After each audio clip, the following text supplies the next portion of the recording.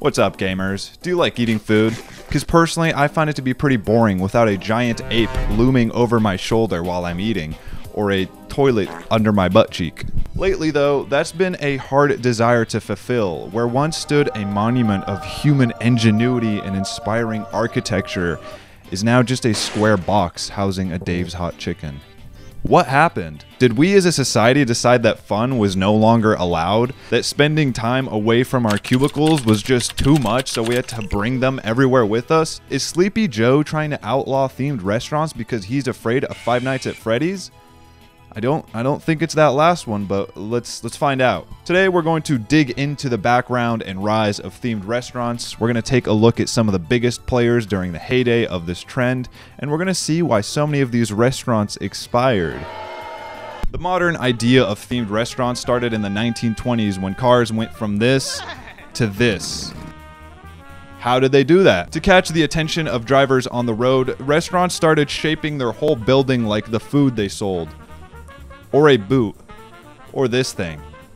God, this thing is fucking scary. I mean, isn't your first thought when you see a giant oil can on the side of the road, hey, let's go in there and stick whatever they have in our mouths. It's the 1920s. What else are you gonna do? Fuck that, dude. That really sucked. Before the peak of themed restaurants about half a decade later, most of these themed restaurants were just based around other cultures or being tiki, which is, it's cool and all, but I mean, you know they don't have alien ears and a classic Caesar salad on the same menu here. Themed restaurants didn't really hit their stride until the 80s and 90s where they fully committed to the look and feel of their theme. We got restaurants in the rainforest, we got restaurants on Mars, we got restaurants underwater, we got boob restaurants, we got Black Plague restaurants. The rise of these restaurants can be attributed to a few different things. First of all, it was the 80s and 90s. This is just how people lived. And second, it was novel. People wanted to try out these experiences they couldn't get anywhere else. Do you think humans ate underwater before this point in history? And third, it was a way to differentiate. The food industry is competitive as hell. There are only so many dishes you can make before you end up in jail or dead. Themed restaurants were a way for restaurant owners to differentiate themselves while still maintaining the wide appeal of burger and fries, because that scares me. That scares me, and you know for sure that scares me. They gave you a reason other than the bomb-ass Caesar salad to eat there. If you're still somehow not sold on the idea, let me walk you through some popular examples, and I know you will be whistling a different tune. Starting off with the Rainforest Cafe. This is classic. This is what you think of when you hear themed restaurants. The theme here is obviously the rainforest. Nice job using context clues, you freaking boob. You got these animatronics that kind of fap about. The whole restaurant is covered in this lush green jungle that's definitely real and not plastic that'll kill these very animals in 500 years. And occasionally there's thunder. And before you ask, sorry to go step up 3D on you, but yes, the menu items are themed. Next up, we got the Hard Rock Cafe, which is based off that all-American rock and roll like Michael Jackson. There's a musical motif in the furniture and all sorts of music memorabilia all over the place. They got the Blink-182 bass, which is cool, but this kind of just feels like a regular restaurant, but with pants on the wall. Medieval times. Do you miss the simple days of jousting and making poop in an alley?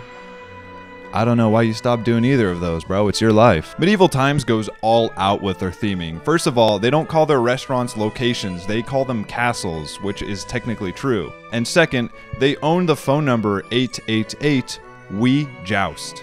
Here you're served a 4-course meal and you enjoy a live joust going on right in front of your eyes while you eat. They were not lying in the phone number. And if you're ever going to complain about having to sing happy birthday to someone as a server, dude, think about these guys. My feedback for this restaurant is keep doing what you're doing. It's perfect. Next up, we got Mars 2112. Red. Look, I like tacky shit, but like this is kind of stressful. Also, I've seen pictures of Mars. It doesn't look like this. How did you make your eatery look more stressful and scary than a desolate, empty, lifeless planet? I honestly think this place shut down because it was an OSHA hazard, not in like a forklift, uncertified forklift way, but in like a mental way. It looks like Kramer's apartment in that episode of Seinfeld where he's got the red light blasting through, and yeah, we all know what happened to Kramer. I will say the menu items though are themed here, so that does give them some points. Space Aliens Grill and Bar. This is like Mars 2112, but better. I feel safe bringing my family here. It looks like this. You can order alien fingers, and there's an arcade and a gift shop. What more would you want? This is how all restaurants should just be. Moving on, we got the American Girl Cafe. They check your ID at the front to make sure you are both an American and a girl, and you have to be both to get in. So I can see why this place shut down. This is where you could bring your schizo daughter with her doll to have dinner with it and be around girls just like her, which is honestly a really sweet idea. I don't have much to say about this place other than I went to the store in New York City one time, and the security guard really didn't like me being in there. But to be fair, I didn't like me being in there. I should specify that I didn't want to go in there. It was not my choice. My girlfriend and my friend's girlfriend wanted to go in and look around, and it was hot outside, and they had a freaking nice sofa on the front, guys. Cut me some slack. Next up, we got the Harley Davidson Cafe. You pull up on your hog, and you order a hog on a bun, and you whip out your hog, and you hog all over the toilet seat. Man, this place is the goddamn best. Ruby's Diner. This place is just a fucking vibe. Oh, I was doing the little... This is a 40s/50s themed diner with basically a regular ass menu because our diets have not changed much since then. A little tangent here. This chain was established in the 80s for, you know, the old heads of the time to be nostalgic for what they grew up with. Why don't we have an equivalent of this? I don't see anyone in a rush to recreate this vibe. Okay, this is getting kind of long, so let's bust through a few of these in a lightning round and have the editor do some show not tell. I'm the editor. So first up, we got Casa Bonita. They have a Cartman statue, Shark's Underwater Grill, pissing your pants, shitting your pants, or if you're really into this, cumming your pants. Trader Vic's, which was one of the first themed restaurant chains. Tiki, Islands Burgers, Tiki, My Bedroom, Loneliness, and Team Fortress 2. Margaritaville, Tiki, and a little bit of deceit. Okay, I'm starting to notice a trend here. These places keep shutting down. Much like the rest of society and my beautiful baby looks, themed restaurants saw a decline in the 2000s. Since I'm the one with the business degree, let me walk you through this. Stay with me now. First of all, it was getting old. It was overdone. There was an oversaturation in the market, if you will. Let me ask you this. How mad would your dad get when the TV was just a little bit too loud when you turned it on? It was like it was a total accident. You just turned it on, it was a little too loud. You think he's going to want to sit in a restaurant where he has to take out his phone flashlight? It's so dark, he needs to take out his phone flashlight to read the menu. And then there's a freaking ape losing it in his ear. And then on top of that, there's thunder that goes off every 30 minutes. No.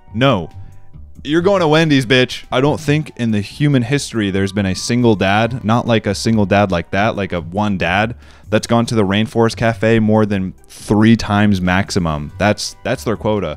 People were over these places, man. It got old quick. Second, the cost. These restaurants are usually a goddamn complex. The owners have to pay for this big-ass rent. They have to pay for the weird and quirky decor. They have to pay for the animatronics repair, and I don't know what it costs to clean Mars rocks, but it's probably not cheap. These costs were then passed down onto the consumer like a really great inheritance. And let me ask you something really quickly. What is the difference between this $8 burger and this $20-something burger? The $20 one tastes like ass, and your ass hurts from sitting on a freaking toilet seat while eating it the whole time. And third, the quality. I know us Americans aren't great with this one, but when you start charging us $20 for a shitty burger, we're gonna start caring a little bit. It's no secret these places usually have food so greasy that only Dawn dish soap can save you from this oil spill. The American diet isn't great, but we have had a shift towards healthier foods in the past few decades, and even more so recently. And fourth, it's not the 90s anymore. As a society, we went through the world is a weird place now. I know it always has been, but it's gotten freaking weird, man. People want to go to an authentic restaurant run by some like real regular guy, not an alien, and enjoy like quality good food. That's not always the case, but going back to like that price point thing, yeah, people are going to start giving a shit about quality and cost when they spent $70 for their anniversary dinner for 2 people while sitting in freaking Mickey Mouse Clubhouse.